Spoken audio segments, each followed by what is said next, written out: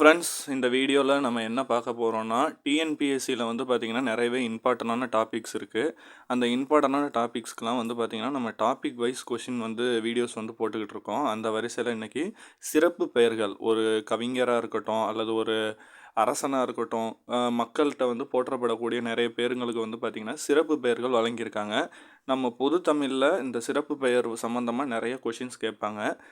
அந்த வரிசையில் டிஎன்பிஎஸ்சியில் last few இயர்ஸில் நடந்த கொஷின் பேப்பர்ஸில் இருக்கக்கூடிய சிறப்பு பெயர்கள் தான் வந்து பார்த்திங்கன்னா இந்த வீடியோவில் நாம் சிறப்பு பெயர்கள் சம்மந்தமாக வந்த கொஷின்ஸ் தான் இந்த வீடியோவில் நம்ம பார்க்க போகிறோம். நிறைய பேர் நம்ம நினைப்போம் சிறப்பு பெயர்களுக்கெல்லாம் ஒரு டாப்பிக்கா, அது ரொம்ப ஈஸியான டாப்பிக்கு, அதில் தான் நிறைய பேர் நமக்கு தெரியுமே அப்படின்னு நம்ம நினைப்போம். இப்போ உதாரணத்துக்கு உவமை கவிஞர் யார், சுரதா அப்படின்னு நமக்கு தெரியும்னு வச்சுக்கோங்க. டிஎன்பிஎஸ்சியில் அவ்வளோ ஈஸியாலாம் கொஷின்ஸ் வந்து கேட்க மாட்றாங்க.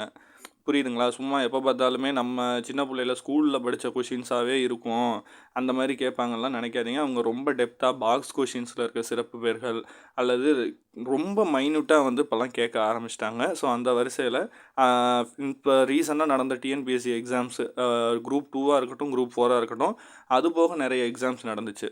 சரிங்களா? அதில் பொது தமிழில் வந்து கேட்ட கொஷின்ஸில் இந்த மாதிரி முக்கியமான கொஷின்ஸ்லாம் எடுத்து தான் நம்ம இதை ரெடி பண்ணியிருக்கோம். வாங்க ஸ்டார்ட் பண்ணலாம். மொதல் கொஷின் பாருங்கள். காவடி சிந்தின் தந்தை என்று அழைக்கப்படுவர் யார் அப்படின்னு வந்து கேட்டிருக்காங்க. இது ஒரு ஈஸியான கொஷின் தான். அண்ணாமலையார் அவர்கள் தான். அதாவது சென்னிக்குளம் அண்ணாமலையார்னாலும் அது கரெக்டு தான். அவர் தான் வந்து பார்த்திங்கன்னா காவடி சிந்தின் தந்தை என்று அழைக்கப்படுவார். இதே சிந்துக்கு தந்தை அப்படின்னா தான் பாரதியார். இங்கே நிறைய பேர் பாருங்கள் ஆப்ஷன்லேயே நம்மளை கன்ஃபியூஸ் பண்ணுற மாதிரி வச்சுருப்பாங்க. நிறைய பேர் சிந்துக்கு தந்தை அப்படின்னு வந்து பார்த்திங்கன்னா நம்ம படிச்சிருப்போம். அப்போ வந்து நிறைய பேர் பாரதியாரை சூஸ் பண்ணுறதுக்கான வாய்ப்பு இருக்குது. ஆனால் காவடி சிந்தின் தந்தைன்னா அது அண்ணாமலையார் தான். அடுத்த கொஷின் பாருங்கள். பகுத்தறிவு கவிராயர் என்று தமிழக மக்களால் அழைக்கப்படுபவர் யாருன்னு வந்து கேட்டிருக்காங்க. இவங்கெல்லாம் வந்து பார்த்திங்கன்னா இந்த மரபு கவிஞருக்கு நம்ம ஏற்கனவே பிளேலிஸ்ட் போட்டிருக்கோம். இந்த மரபு கவிஞர்கள் கவிதையில் வந்து பார்த்திங்கன்னா முக்கியமான நிறைய பேர் வருவாங்க. முடியரசன் வருவாங்க, வாணிதாசன் அவர்கள் வருவாங்க, அப்புறம் வந்து பார்த்திங்கன்னா உடுமலை நாராயண கவி, இன்னும் நிறைய பேர் இருக்காங்க. சுரதா இருக்கிறாங்க, பட்டுக்கோட்டை கல்யாண சுந்தரம் இருக்காங்க. அதில் ஒருத்தர் தான் இந்த உடுமலை நாராயண கவி அவர்கள். இவரை தான் வந்து பார்த்திங்கன்னா பகுத்தறிவு கவிராயர் அப்படின்னு வந்து அழைப்பாங்க. இதே பகுத்தறிவின் தந்தை அப்படின்னா தான் நீங்கள் பெரியாரை போடணும். பகுத்தறிவு தந்தைன்னா பெரியாரை போடணும். ஸோ அதையும் ஆப்ஷனில் வச்சு நம்மளை கன்ஃபியூஸ் பண்ணுவாங்க. ஸோ கவனமாக ஆன்சர் பண்ணுங்கள். அடுத்து வந்து பாருங்கள். பிரணவ கேசரி அப்படின்னு வந்து அன்போடு அழைக்கப்பட்ட தேசிய தலைவர் யார் அப்படின்னு வந்து கேட்டிருக்காங்க.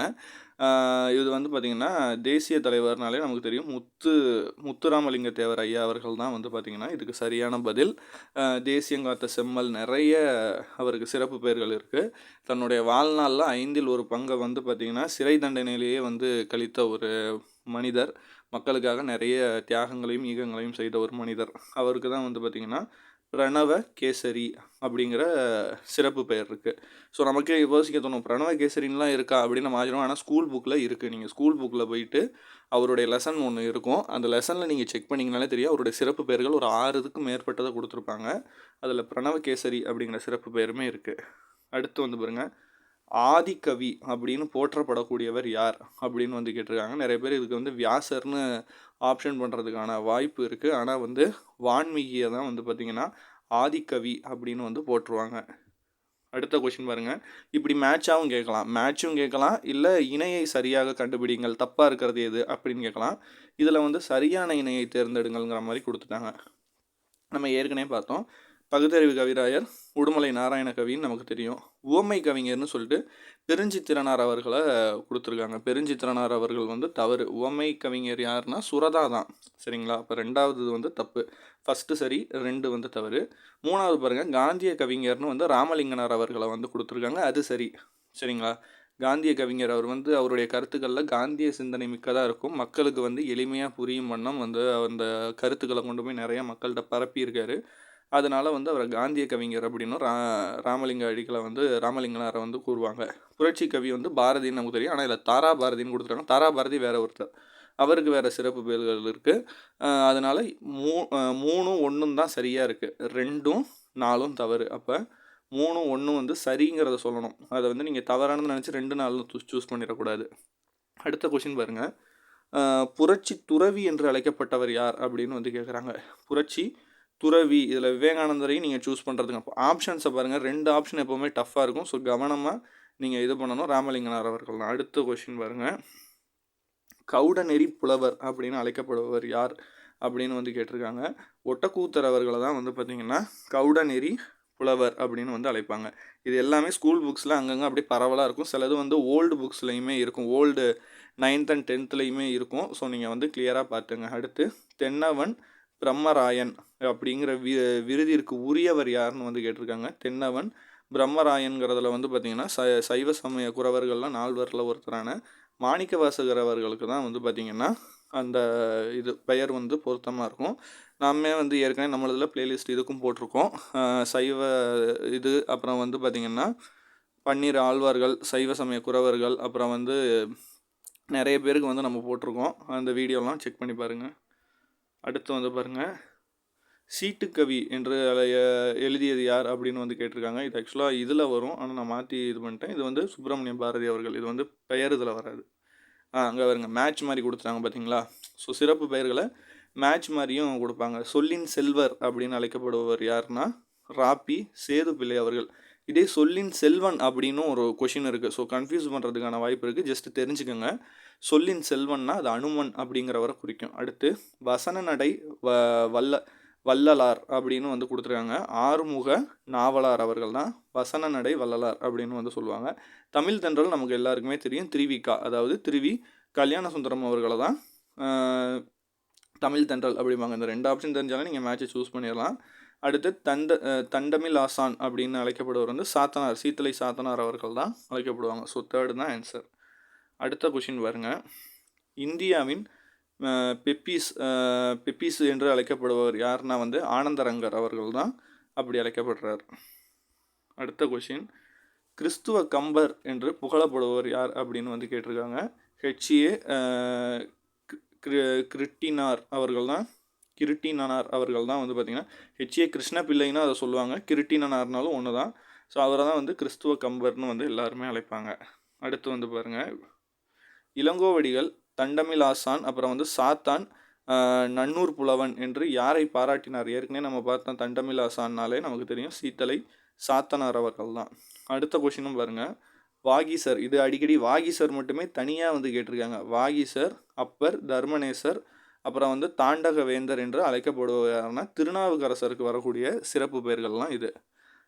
அடுத்த கொஷின் பாருங்கள், தமிழகத்தின் வேர்ட்ஸ்வர்த். இது அடிக்கடி கேட்பாங்க டிஎன்பிசியில். வாணிதாசன் சம்மந்தமாக கேட்குறது, அந்த செவ்வாலியர் விருது ஃப்ரெஞ்சு இதில் வாங்கினது அது மாதிரி கேட்பாங்க. இல்லைனா இந்த வேர்ட்ஸ்வர்த்துங்கிற பட்டத்தை வச்சு தான் கேட்பாங்க. தமிழகத்தின் வேர்ட்ஸ்வர்த் என்று புகழப்படுவர் வாணிதாசன் அவர்கள் தான்.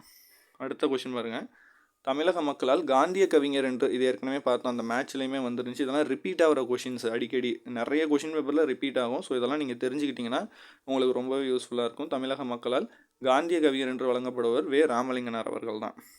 அடுத்த கொஷின் பாருங்கள், சித்திரக்கார புலி அப்படின்னு வந்து அழைக்கப்படுவர். இதுவுமே வந்து கேட்பாங்க. இதெல்லாம் வந்து இந்த மாமல்லபுரம் அந்த மாதிரி இதெல்லாம் லெசன்ஸை படிக்கையில் உங்களுக்கு தெரியும். சித்திரக்கார புலி என்று அழைக்கப்படுவர் யாருன்னா முதலாம் மகேந்திரவர்ம பல்லவன் அவர்கள் தான். அடுத்து வந்து இது அடிக்கடி கேட்பாங்கங்க, இது ரிப்பீட்டட் கொஷின் தான். காந்தியடிகளால் வந்து தென்னாட்டின் ஜான்சி ராணி என்று அழைக்கப்பட்டவர் யார் அப்படின்னா அஞ்சலை அம்மாள். இங்கே வந்து நிறைய பேர் வந்து அம்புஜத்தம்மாள், ஸோ கன்ஃபியூஸ் ஆகிறதுக்கான வாய்ப்புகள் நிறையா இருக்குது. அஞ்சலை அம்மாள் அவர்களை தான் தென்னாட்டின் ஜான்சி ராணி என்று காந்தியடிகள் வந்து அழைத்தார். அடுத்து தேசியம் காத்த செம்மல் என திருவிக்கா யாரை பாராட்டினார் அப்படின்னு கேட்குறாங்க. ஸோ இது ரெண்டுமே இந்த கொஷின் நம்ம ஏற்கனவே டிஸ்கஸ் பண்ணியிருந்தோம். முத்துராமலிங்க தேவர் ஐயா அவர்களை தான் வந்து பார்த்திங்கன்னா தேசிகம் காத்த செம்மல் அப்படின்னு வந்து அழைப்பாங்க. அடுத்து திரைக்கவி திலகம். நான் ஏற்கனவே சொல்லியிருந்தேன், மரபு கவிதையில் ரொம்ப முக்கியமானவங்கலாம் இந்த மருதகாசி அவர்களும் ஒருத்தர் தான். கவி திலகம் அப்படின்னு போற்றப்பட்டவர் யாருன்னா சிறப்பு பெயர் கொண்டவர் மருதகாசி அவர்கள். ரீசெண்டாக கூட ஒரு சாங் வந்து ட்ரெண்ட் ஆனிச்சு, இந்த பொதியை ஏற்றி வண்டியில் பொள்ளாச்சி சந்தையில் அப்படின்னு சொல்லி ஒரு சாங் வரும். அந்த வரிகள்லாம் எழுதுனது இவர் தான். ஸோ ஸ்கூல் புக்லேயுமே இருக்குது. அடுத்து வந்து தண்டமிழ் ஆசான் என்று, இது அடிக்கடி கேட்குறாங்க, தண்டமிழ் ஆசான் என்று இளங்கோவடிகளால் பாராட்டியது யாருன்னா சீத்தலை சாத்தனார் அவர்கள் தான். அடுத்த கொஷின் பாருங்கள், பாவலேர் என்று அழைக்கப்படுபவர். இதுவுமே நம்ம டிஸ்கஸ் பண்ணியிருந்தோம். பாவலேர் என்று அழைக்கப்படுபவர் பெருஞ்சித்திரனார் அவர்கள். அப்புறம் வந்து திராவிட சாஸ்திரி என்று அழைக்கப்படுபவர் பரிதிமார் கலைஞர். அப்புறம் வந்து திவ்ய கவி என்று அழைக்கப்படுபவர் யாருன்னு கேட்டிருக்காங்க. பிள்ளை பெருமாள் ஐயங்கார் அவர்கள். ஸோ நிறைய பேர் கேட்கலாம், கொஷின்ஸ் இவ்வளோ தானா, இவ்வளவு தான் சிறப்பு பெயர்களில் வந்திருக்கா அப்படின்னா, மற்றதெல்லாம் ரொம்ப ஈஸியான கொஷின்ஸாக இருக்கும். நமக்கே தெரியும் இந்த கொஷின்லாம் வந்து ரொம்ப ஈஸியாக சிலதெல்லாம் கேட்பாங்க. நான் சொன்ன மாதிரி ஓமை கவிஞர்னா யார் அப்படிலாம் வந்திருக்கு. நிறைய கொஷின்ஸ் ரொம்ப சிம்பிளாக இருக்கும். அதெல்லாம் வந்து ரிப்பீட்டே ஆகாது. சும்மா ஜஸ்ட் ஒரு கொஷினாக நமக்கு லக் இருந்தால் சில கொஷின் பேப்பர்ஸில் கேட்பாங்க. ஸோ இந்த மாதிரி கொஷின்ஸ் எப்படின்னா நம்ம அன்எக்ஸ்பெக்டடாக எதிர்பார்க்குறது. நம்ம வந்து இதெல்லாம் அந்தளவு மைன்யூட்டாக படிக்க மாட்டோம். ஆனால் இதெல்லாம் வந்து கொஷின்ஸாக வந்துக்கிட்டே இருக்கும். ஸோ அந்த மாதிரி இருக்க கொஷின்ஸை மேக் பண்ணி தான் இந்த வீடியோவை நான் ப்ரெசென்ட் பண்ணேன். லாஸ்ட் ஃபியூ இயர்ஸில் வேறு டிஎன்பிஎஸ்சி எக்ஸாம்ஸில் கேட்ட கொஷின்ஸ் தான். உங்களுக்கு வேறு ஏதாவது இந்த மாதிரி டாபிக் வேணும் அப்படின்னா கமெண்ட் பண்ணுங்கள். நான் ஏற்கனவே இது மாதிரி 8 தொகை நூல்களுக்கு போட்டிருக்கேன், 10 பாட்டுக்கு போட்டிருக்கேன், திருக்குறளுக்கு போட்டிருக்கேன். பர்டிகுலராக சில கவிஞர்கள் பாரதியாரை பற்றி கேட்ட கொஷின்ஸ் போட்டிருக்கேன், பாரதிதாசன் போட்டிருக்கேன், மரபு கவிதைக்கு போட்டிருக்கேன், புது கவிதைக்கு போட்டிருக்கேன். நிறைய டாபிக்ஸ் இருக்குது. காந்திக்கு போட்டிருக்கேன். உங்களுக்கு அது மாதிரி எந்த டாபிக் வேணுமோ அந்த டாப்பிக்கை வந்து தயவு செஞ்சு கொஞ்சம் கமெண்ட் பண்ணுங்கள். உங்கள் ஃப்ரெண்ட்ஸுக்கு ஷேர் பண்ணுங்கள், லைக் பண்ணுங்கள், சப்போர்ட் பண்ணுங்கள். பெல் ஐக்கான் நிறைய பேர் ஆன் பண்ணவே மாட்டேறீங்க. ஆன் பண்ணால் தான் வீடியோஸ் வந்தால் தெரியும்.